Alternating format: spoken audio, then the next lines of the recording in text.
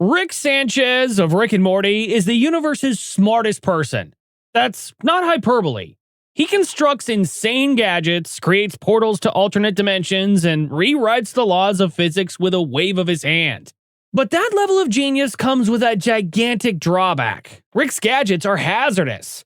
Not, I accidentally spilled coffee on my computer hazardous.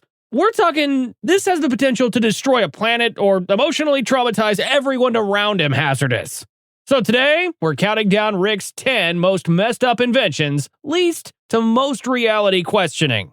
Whether you're a diehard fan or you just watched a few episodes, this list will make you rethink calling Rick a cool grandpa. 10. The butter-passing robot. Let's start with something that seems quite harmless. In perhaps Rick's most relatable moment of garish cruelty, he builds a small robot whose sole purpose is to serve butter at the breakfast table. But here's the twist. He makes it self-aware. When the robot inquires, "What is my purpose?" Rick replies straightforwardly, "You pass butter." The robot looks down at its hands, struggling with this devastating existence realization, and only utters, "Oh my God." Rick's response? "Yeah, welcome to the club, buddy." In mere seconds, Rick creates life, assigns it a useless function, and watches it experience an existential crisis, all without even lifting his gaze from his pancakes. Danger rating? Low. It won't kill you, but watching something come to the realization of its useless existence? That's psychological trauma on a microscopic butter-passing scale. But if you thought creating an intelligent robot just to simplify breakfast was whack, wait until you observe what Rick did to an entire planet. 9. The Love Potion, aka the Cronenberg disaster. Morty gets desperate to get his crush Jessica's attention, so Rick invents a seemingly harmless love potion. Classic grandfather-grandson bonding, right? Just one problem. Jessica is running a fever because she has the flu. The potion reacts with the virus and changes, airborne. In no time at all, anyone who inhales it becomes obsessed with Morty. Rick's brilliant fix? Mix in some mantis DNA to counteract it. And that goes horribly awry, turning the whole population of humans into grotesque, squirming creatures, which Rick calls Cronenbergs. His ultimate solution? Abandoning that reality altogether. Rick and Morty simply travel to another dimension, in which duplicates of themselves just happen to have died in a laboratory accident, bury their own bodies in the backyard, and continue living like nothing happened. Let that resonate. Rick killed the population of an entire Earth because he didn't feel like testing a love potion properly. Danger rating? High.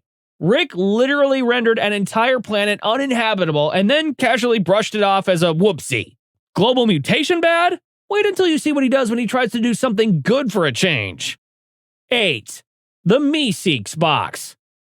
Sounds innocent enough. Press a button, summon a bouncy blue Mr. Meeseeks who lives but one purpose in life: granting your desire and then poofing off the scene when the task is completed. Rick's only warning? Keep your requests simple. Of course, Jerry disobeys and asks for help becoming a better golfer. Something so fundamentally impossible that it condemns the Meeseeks to an infinite life. As hours turn into days, the Meeseeks begin to replicate, descending into madness from the pain of living too long. Their joyful, "I'm Mr. Meeseeks, look at me," turns to "existence is pain" to a Meeseeks. Their solution to ending their suffering? Murdering Jerry, of course. What was once a helpful tool turned into an army of psychologically traumatized beings willing to kill just to end their own existence. Danger level? Medium. The box itself is not dangerous if used correctly, but misuse begets beings whose only function now is to end their suffering, at any expense. But Jerry's golf swing is not the only convenience Rick's taken advantage of. 7. The Microverse battery. Rick dislikes paying for things, particularly energy. So instead of paying for gas, he constructs a whole miniature world inside his car battery. He travels to this microverse, assumes the role of an alien deity, gives its inhabitants technology that generates electricity when used, and taps the excess power to drive his car. The kicker? The inhabitants don't even know they're slaves. Rick basically made billions of living things whose sole society is just to power his spaceship. When one brilliant scientist in the microverse finds out the truth and tries to liberate his people, Rick threatens to kill them all until they go back to work. It's slavery with extra steps on a whole universe.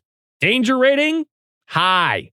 Not necessarily violent at the moment, but morally catastrophic. Rick enslaved billions of living organisms and threatened to destroy them all when they spoke out against being enslaved. Slavery is wrong, but try waiting until you see what happened to Rick's own daughter. 6. Fruipyland.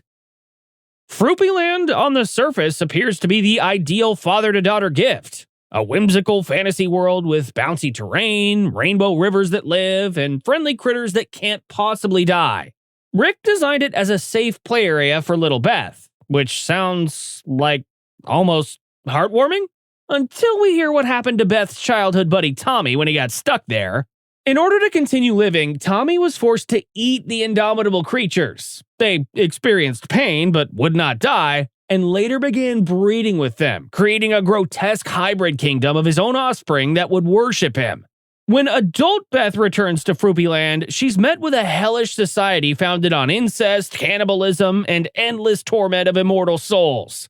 Because Rick built a playground with no exit. Danger rating, high. A nice-looking paradise that became a psychological horror show the moment something went awry. But if you think dimensional playgrounds are spooky, wait until you see what Rick did to the family TV. 5. Interdimensional cable box. Rick's hack of his cable box might seem harmless. It lets the Smith family watch television from infinite realities.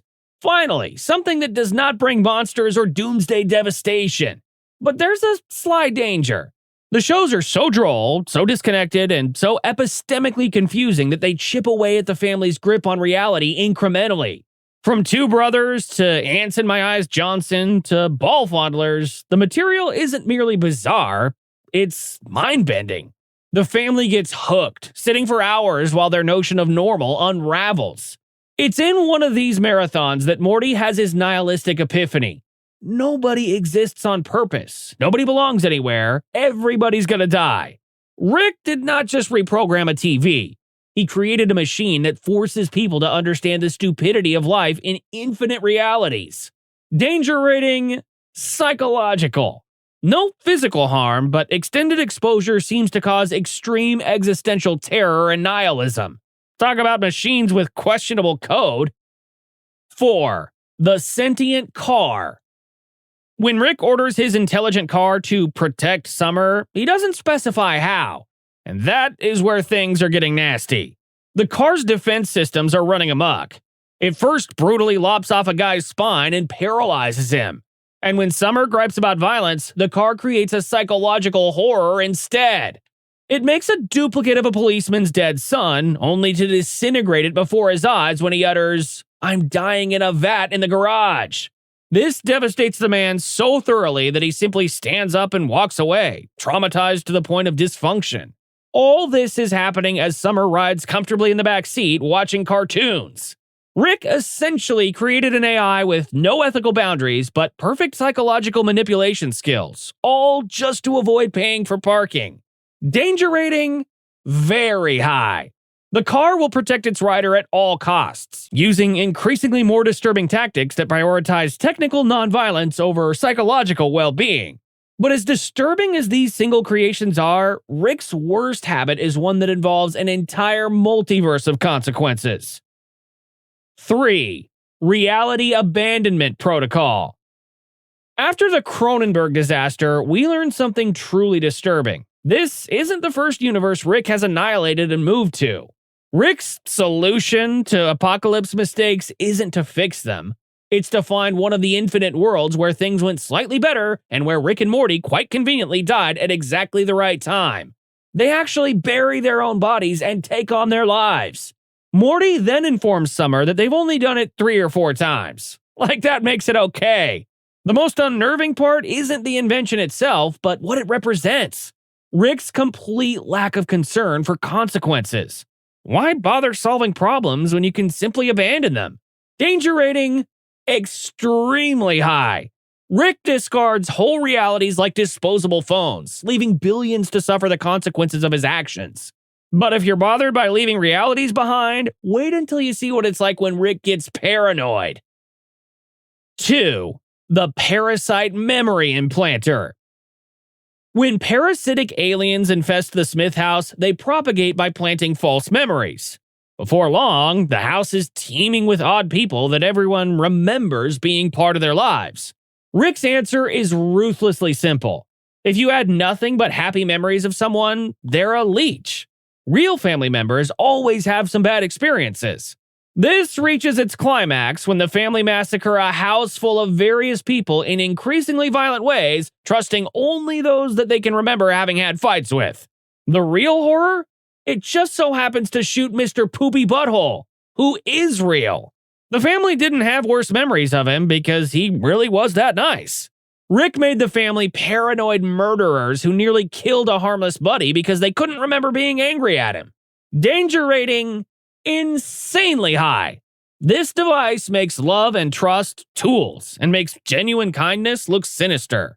But none of those compare to Rick's signature creation, the one that allows all his worst possible impulses. 1. The portal gun. Rick's signature green portal gun might seem like nothing more than a convenient transportation device, but it's his most lethal invention.